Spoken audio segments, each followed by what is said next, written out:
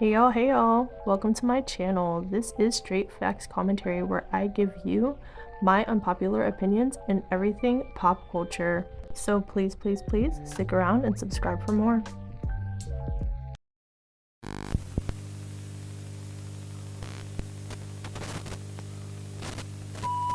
Hey y'all, I'm back again with another video, and in today's video, you see the title. Normani just dropped an album, so I am going to give my review on it.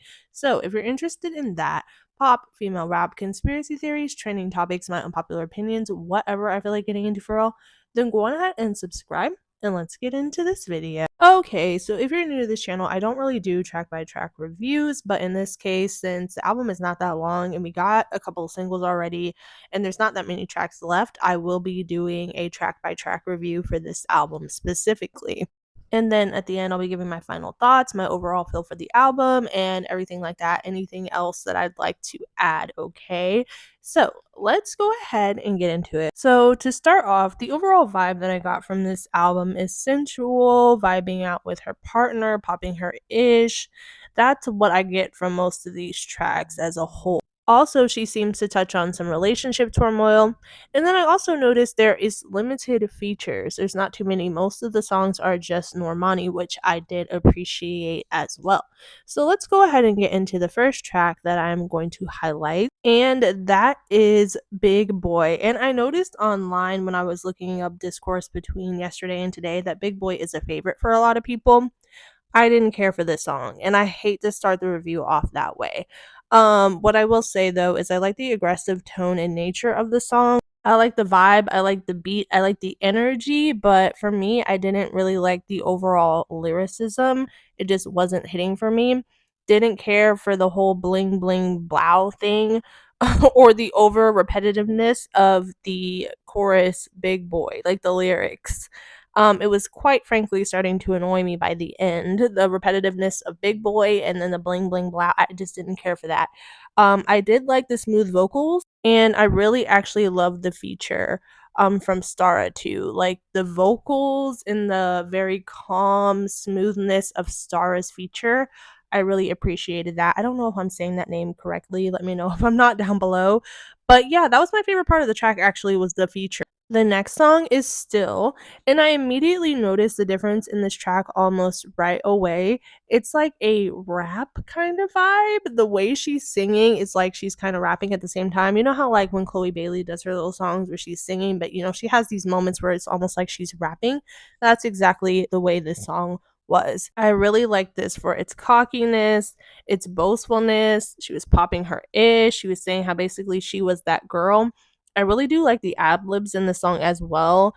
I feel like they were very Travis Scott-ish. I got Travis Scott vibes from like the whole aura of this song, the ad libs, the rapping. Um, is this my favorite track ever on the entire album? No, it's not my favorite, but it's better than Big Boy was to me personally. If I could choose between Still and Big Boy, I'm choosing Still, okay? So yeah, that was how I felt about that one. So let's move into the next track. Okay, so next up is All Yours. And I will say that All Yours had me in the first like 20 to 30 ish seconds. But when we got into the part where it was like, I don't like that. I did not like that. Like, I like the lyrics, I like the vibe, I like the beat. But when it got into that, that part was really irritating me for some reason. It did not flow correctly to me. It just I don't like that part, and it's throughout the entire track, and so it throws the track off for me personally. I like the rest. Like I like the rest, but that part being within the chorus was really irritating for me to listen to. Other than that part, I really love the flow, the lyrics, the vibes. I love the runs. I love her vocality. It was majestic as F in this song, like very majestic vocals. But that that part messed up my whole vibe as I was listening. Okay, so next up is Lights On, and this track was about her getting down with her man, very sensual, a love-making type of record.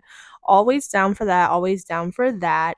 What I really liked about this track is the harmonies on this one, and I love the confidence because, like, not a lot of us all the time have the confidence to love with the lights on, so I appreciated her emphasizing this in that song. Um, I like this one. It's a slow, sensual R&B track. Like, it feels like a classic R&B record, if that makes sense. Nothing wrong with this one at all.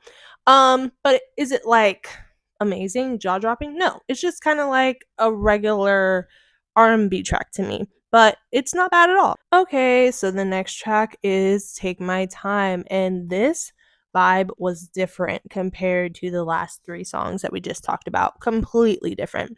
More up-tempo, funky type of feel. I feel like I could hear this song playing at, like, an upscale bar or lounge type of setting. What I will say, though, is her vocals weren't the strongest on this track in comparison to others. Her vocals were a lot more softer and plush, if that makes sense. There wasn't a lot of runs or harmonies or anything on this one, but the standout for this track clearly was more so of the vibe and the up-tempo beat and everything like this. I like that this one has a lot more energy, and I can hear this one being in the car. I'll have to test it out in the car. I have not yet, but it sounds really good, like, for that kinda setting, like a drive, okay?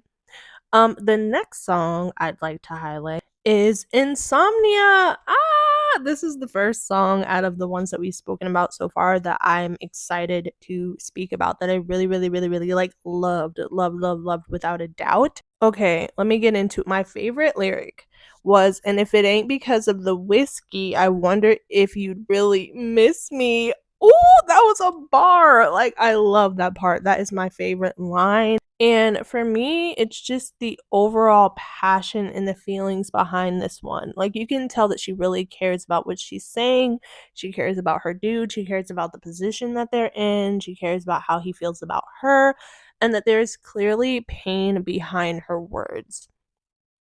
Like, it's almost as if she could cry and sing at once if that's possible. Like, that's how passionate and emotional this song is, and it just really comes through. And I love when songs have that real passion and emotion and you can feel it. So, this one is actually my favorite so far.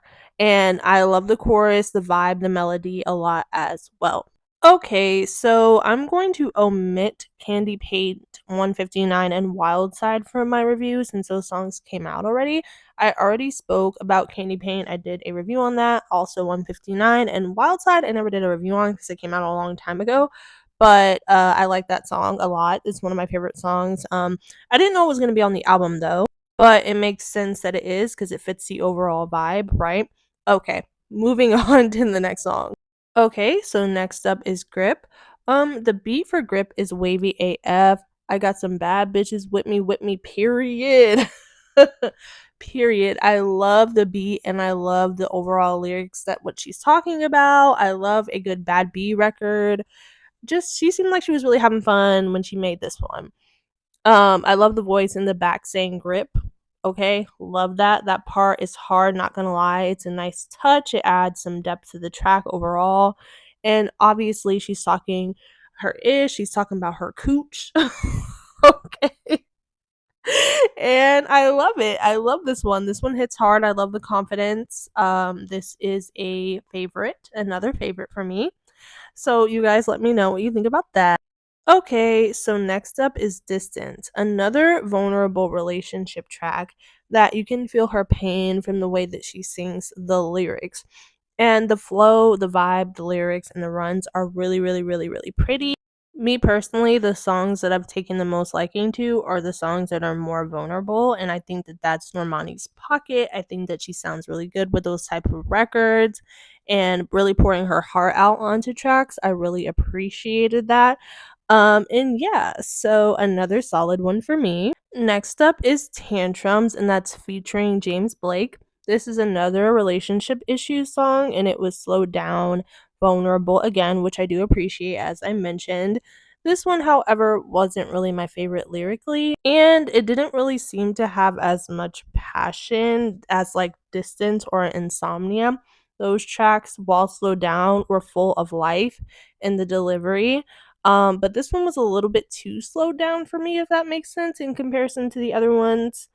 I can definitely see this being on in the background though, like as a background kind of track or just in general, maybe soaking in the bath or something like that, but it's not something that I'm gonna go out of my way to play. This one just really wasn't a favorite of mine. And the last track on the album, if I'm not mistaken, is Little Secrets.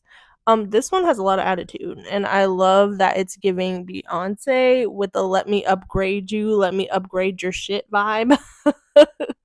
I like the melodies a lot. It feels very different, sonically to the last couple of songs that we heard.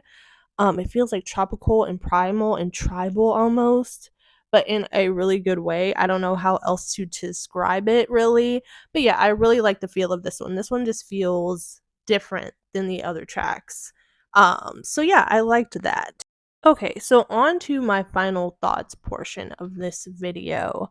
I don't think this album was bad at all. I've heard god awful albums, and this frankly isn't one of them. However, I do feel like there wasn't a lot of variety within this album. It just kind of all felt like one note, if that makes sense, which is fine. It's an R&B album, so it's a slow R&B album for the most part, so it might sound a little bit samey, but it just felt kind of like all kind of the same. There wasn't a lot of variety. There was maybe one or two up tempo tracks that really stood out to me, but everything else kind of really felt samey, if that makes sense.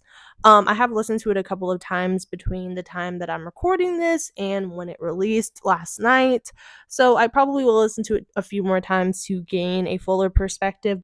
For me personally, and I'm just going to be honest with you guys, my main takeaway tracks from this album that I'll probably be streaming like more regularly are going to be 159, Wildside, Distance, and Insomnia. Those are my tracks that pulled me in the most, that grasp my attention the most, that feel the most replayable to me. For me, I am one person, okay? Everything else, though, for me is fine, but not anything that's like gripping me to constantly replay over and over and over again. I do feel, though, it's a possibility that some of these tracks can grow on me a little bit more over time, and then especially like when the visuals come out, that might add to the factor of likability and me fully getting to digest the song with the visual added, so that is a possibility. I really like Normani for the sultry, slowed down R&B lane. I really do like it. I think it fits her. I think it fits her vibe, her essence, and I think that she can sing really well on this.